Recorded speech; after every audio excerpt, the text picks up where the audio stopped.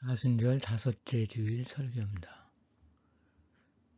오늘의 말씀 예레미야 31장 31에서 34절, 히브리서 5장 5에서 10절, 요한복음 12장 20에서 33절입니다.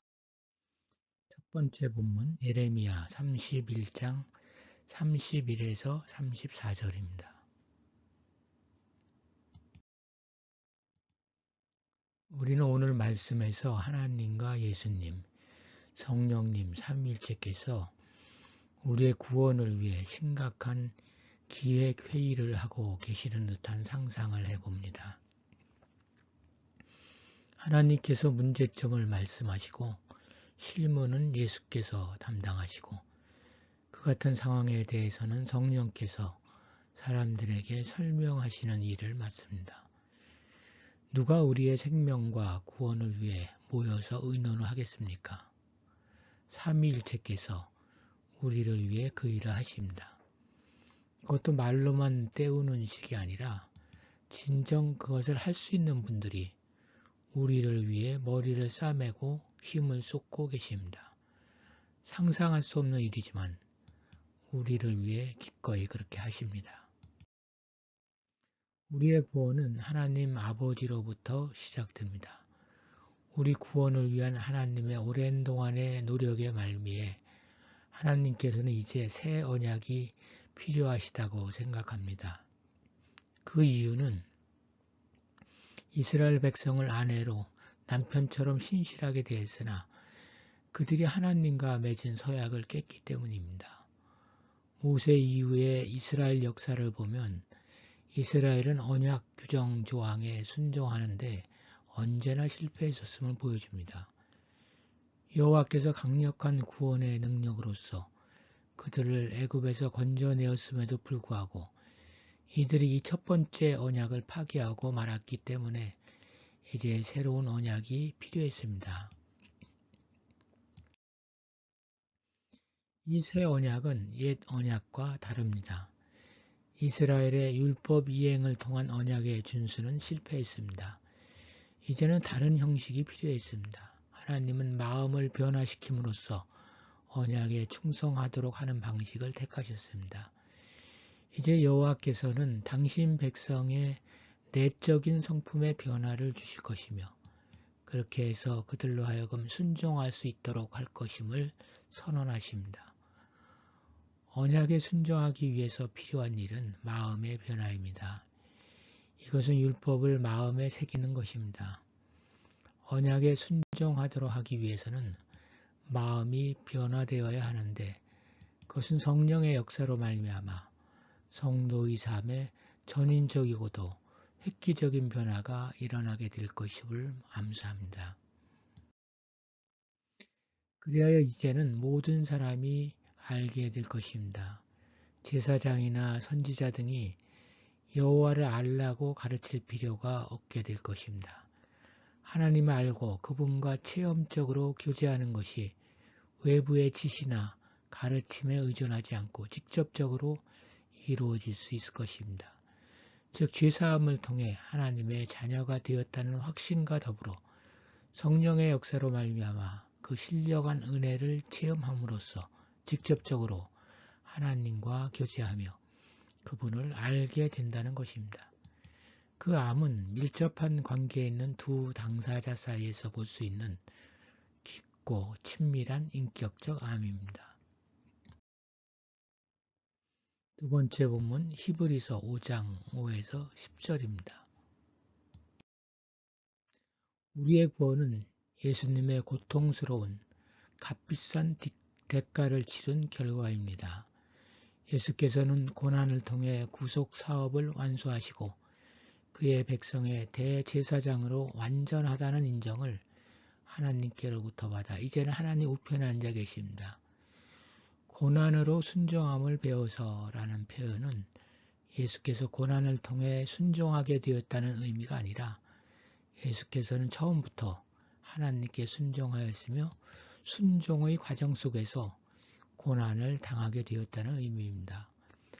여기에서 고난이란 말은 오직 예수의 순환에만 사용되었으며 그래서 그리스도의 죽음을 암시합니다. 그리스도께서는 온전케 되신 결과로 자신에게 순종하는 모든 자에게 구원의 근원이 되셨습니다. 이렇게 자신에게 순종하는 자에게 주시는 그리스도의 구원은 영원한 것입니다. 그리스도께서 순종하는 자에게 주시는 구원은 시간의 차원을 뛰어넘는 참된 것이며 사람의 손으로 짓지 아니한 참 하늘에 속한 영원한 것입니다. 주 예수께서 십자가의 고난을 통해 우리에게 주시는 구원은 시대가 바뀐다고 해서, 사람이 바뀐다고 해서, 사회가 타락한다고 해서, 교회가 빛을 발하지 못한다고 해서 바뀌지 않습니다. 세상이 어떻게 변해도 구원의 도리는 영원하고 구원을 받은 자는 그것을 영원히 누립니다. 세 번째 본문 요한복음 12장 20에서 27절입니다. 예수께서 영광을 받으실 때가 도래했습니다. 이는 메시아의 구원 역사의 완성을 가리킵니다. 그것은 물론 그의 죽으심과 부활 승천하심을 내포한 것입니다. 이미 예수님은 영광받는 경험을 했습니다. 마리아가 그에게 기름을 부어서 그를 영화롭게 했고 예루살렘에 올라가실 때 무리들이 그를 왕으로 영화롭게 했으며 헬라인 몇이 그를 배웠고 영화롭게 하려 했습니다. 그러나 이 영화롭게 하는 일은 모두 다 그의 죽으심과 부활하실 사건과 관련되었습니다. 그리스도의 죽음은 자기 생명을 미워하는 행위입니다. 그것은 많은 영혼을 구하기 위하여 지는 희생의 십자가입니다. 그것은 한 알의 밀이 땅에 떨어져 주고 많은 열매를 맺고자 하는 것입니다. 그 일은 쉬운 일이 아닙니다. 심각하고 중대한 문제이기에 그만큼 괴롭고 힘든 일입니다. 그래서 예수님은 기도합니다. 지금 내 마음이 괴로우니 무슨 말을 하리요. 아버지여 나를 구원하여 이때를 면하게 하여 주옵소서. 그러나 내가 이를 위하여 이때에 왔나이다. 예수님은 지금 마음이 괴롭습니다. 무슨 말을 할 처지가 못 됩니다. 너무 괴로워 하나님 아버지께 이 십자가를 면하게 해달라고까지 합니다. 그러나 바로 태도를 바꿉니다. 그러나 지금 이 순간 내가 여기 있는 이유는 바로 이 십자가를 위한 것이다 라고 합니다. 지금 바로 이 시간에 인간적 고뇌와 십자가를 거부하라는 사탄의 유혹과 하나님께 대한 순종이 하나로 섞여 있습니다. 이 중요한 일, 그리고 이 중요한 순간, 예수님만이 아니라 하나님의 주도 면밀한 프로젝트가 위기를 맞는 순간입니다. 하나님이 개입하지 않을 수 없는 상황입니다. 하나님께 영광스럽게 일이 진행되기를 구하는 예수님의 기도에 하나님께서 그렇게 하리라고 하늘에서 물리적인 소리로 응답하십니다. 하나님의 대답 소리가 예수가 하시고자 하는 일의 중요성과 그 일의 완수에 대한 신념을 제공합니다. 예수님은 거기 있는 사람들에게도 예수님이 지고자 하는 십자가의 임무의 필요성을 인정하라고 요구하십니다. 믿음이 없이는 예수님의 공로는 헛된 것이 될 수 있기 때문입니다.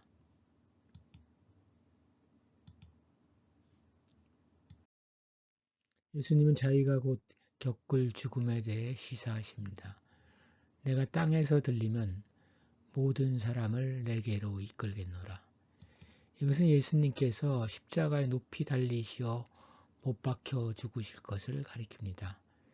십자가는 자연의 중력을 거부하기에 인간 예수는 고통을 당할 것입니다. 당시 수많은 범죄자들이 죗값을 치르기 위해 십자가에 달렸습니다. 우리는 십자가에 달린 예수의 고통을 손과 발에 못 박힌 고통 정도로 알고 있습니다. 그러나 체중 전체가 아래로 쏠리기 때문에 숨도 제대로 쉬지 못하고 며칠씩 고통받는 경우도 있었습니다. 당시로서는 가장 가혹한 이 같은 십자가상에서의 희생적 죽음은 도처에서 사람들을 예수님께로 이끌 것입니다. 그들은 예수님께로 나와 그 안에서 생명을 얻을 것입니다. 예수님은 성령에 의하여 사람들을 거듭나게 하시어 당신에게로 나오게 할 것입니다.